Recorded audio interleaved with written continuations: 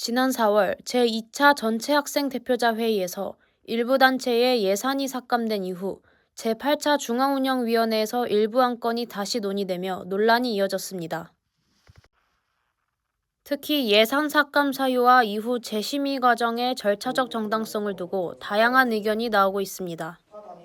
당시 회의에서는 공공정책대학과 중앙비상대책위원회 일부 예산에 대해 증빙자료가 부족하다는 지적이 제기됐습니다.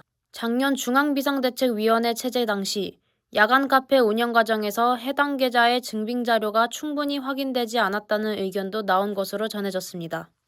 이후 진행된 제8차 중앙운영위원회에서는 일부 삭감 결정에 대한 재논의가 이뤄졌으며 이 과정에서 총학생회비 결정이 변경된 것으로 알려졌습니다. 한편 일부 학우들 사이에서는 예산 삭감과 재논의 과정 전반에 대한 설명이 충분히 공개되지 않았다는 지적도 나오고 있습니다.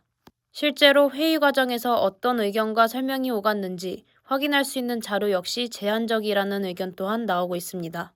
네, 우선 해당 부분에 대해서는 총학생회 측에서 이 제기를 해주셔서 중앙운영위원회에서는 회칙상 이 제기가 들어왔을 때 해당 안건에 대해서 재심의를 진행을 해야 되는데요. 우선은 큰 절차는 따로 없었지만 소명을 듣고 저희끼리 논의를 거친 다음에 의결을 하는 방식으로 진행이 되었었습니다.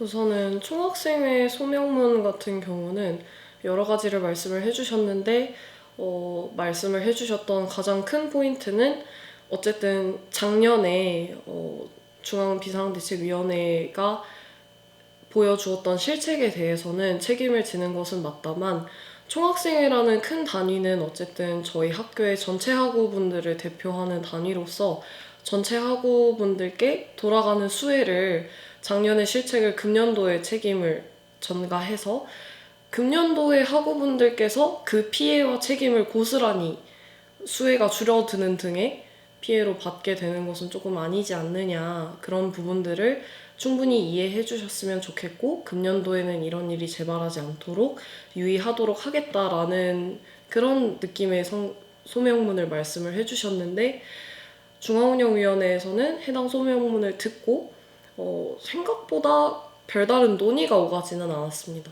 다만 이 과정에서 제가 생각했을 때는 다소 논의가 그래도 이루어졌어야 됐던 부분이 아닐까 싶어서 기타 안건 시간에 다음부터는 안건 진행 절차에 있어서 찬반 토론이라든지 어쨌든 해당 안건에 대한 논의 시간을 충분히 주었으면 좋겠다라고 제안 드리면서 해당 회의는 마무리했던 것으로 기억합니다. 이번 논란과 관련해 일부 학우 사이에서는 예산 심의 과정에 보다 명확한 설명이 필요하다는 목소리가 나오고 있습니다. KDBS 뉴스 최윤아입니다.